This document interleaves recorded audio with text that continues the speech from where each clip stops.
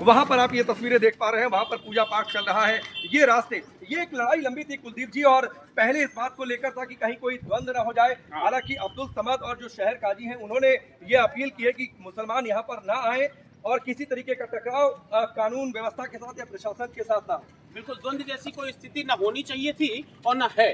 तो अब्दुल समद ने या मुस्लिम समाज ने अगर ये कहा हुआ है तो मैं उनकी बात का स्वागत करता हूँ, और हिंदू समाज भी इस जिम्मेदारी के साथ में ये बात समझता है कि किसी प्रकार की भी कानून व्यवस्था की स्थिति न बन पावे। इसलिए हिंदू समाज भी सहयोग कर रहा है प्रशासन के साथ में, और प्रशासन की मैं तारीफ करता हूँ कि प्रशासन ने बहुत अच्छे से व्यवस्था संभाली हुई है। तो ये देखिए, ये कोई ऐसा विषय नहीं जिसमें द्वंद्व होना चाहिए, क्योंकि विषय कानून के अंतर्गत सॉल्व किया गया है, कोर्ट के माध्यम से सॉल्व किया गया है, सड़क पर इसकी लड़ाई नहीं लड़ी गई है। तो अतः मैं समझता हूँ कि दोनों समाज को इसका स्वागत किया जाना चाहिए। अब मामला सुप्रीम कोर्ट में जा चुका है, पूजा हमारी हो रही है, और पहला शुक्रवार है, बहुत इतने समय के बाद में पहला शुक्रवार जब हम लोग आरती पूजा मंदिर में भव्य तरीके से करने जा रहे हैं। एक चीज मुझे ध्यान आ रहा है, पिछली जो बसंत पंचमी थी, उस बसंत पंचमी के दिन शुक्रवार था, उस दिन भी एक द्वंद्व की स्थिति थी और ये मामला अदालत की दहलीज तक भी पहुंचा था।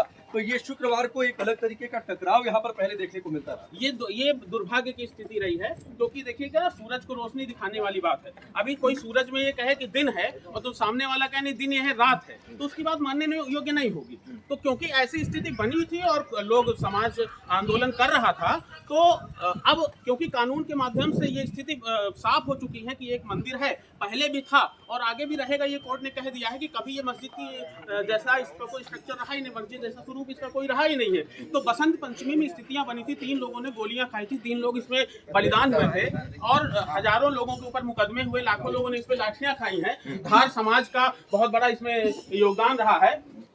तो मैं ऐसा मानता हूं कि अब वो स्थिति क्लियर हो चुकी है। बसंत पंचमी में वो समय आता था जब हमको पूजा से रोक दिया जाता था, लेकिन अब वो अवसर है कि हम इसमें अखंड पूजा इस बार भी बसंत पंचमी में की है। अब हर बसंत पंचमी को हम भव्य तरीके से मनाएंगे। अब पूजा पाठ यहाँ पे होगा, ये मंदिर है, मंदिर के स्वरूप में ही हमेशा बातचीत है। चूंकि हम अंदर प्रवेश कर रहे हैं, तो ये भी कहा गया था यहाँ पर कि ये जो दहलीज है, ये दहलीज जो है, ये दरअसल प्रतिमा है, मूर्ति है। बिल्कुल, मैं इसको प्रणाम करता हूं, और जब भी हम लोग इसको पार करते हैं, क्योंकि हम सब लोग जानते हैं, तो इसमें पैर नहीं रखते हैं, क्योंकि हमारा मानना है कि ये मूर्ति है। और आप देख सकते हैं, कैमरामैन यदि दिखाए तो ये मूर्ति का जो अगला हिस्सा है, फ्रंट है, ये जो कटा हुआ हिस्सा, ये हिस्सा ये सिर है मूर्ति का।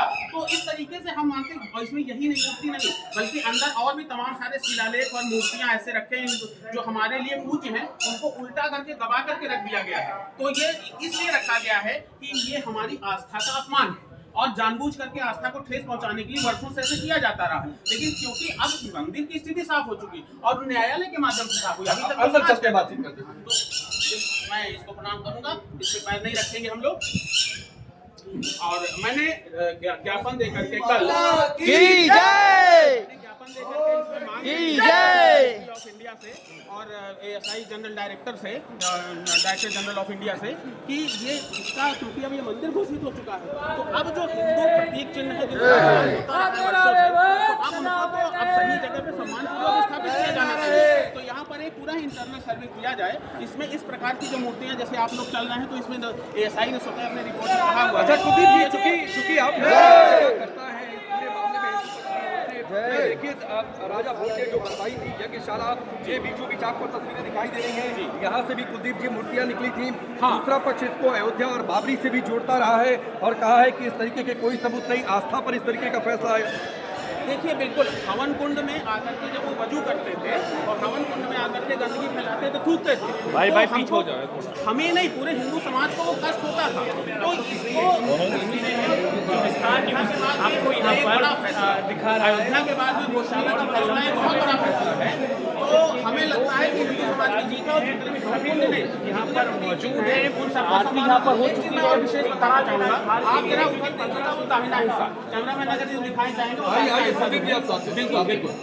तो वो जो दाहिना हिस्सा है, वो पैर रख के खड़े नहीं होते, तो पैर रख के इसलिए नहीं खड़े होते हैं क्योंकि वहाँ पर हमारी मान्यता है कि वहाँ पे हनुमान जी की मूर्ति है। और आप जहाँ पे वो देखिए पुष्प रख करके आप वहाँ पैर मत देखिएगा, हम लोग वहाँ जाते हैं, उसको प्रणाम करते हैं, लेकिन उसको वहाँ पे पैर रख के खड़े नहीं होते।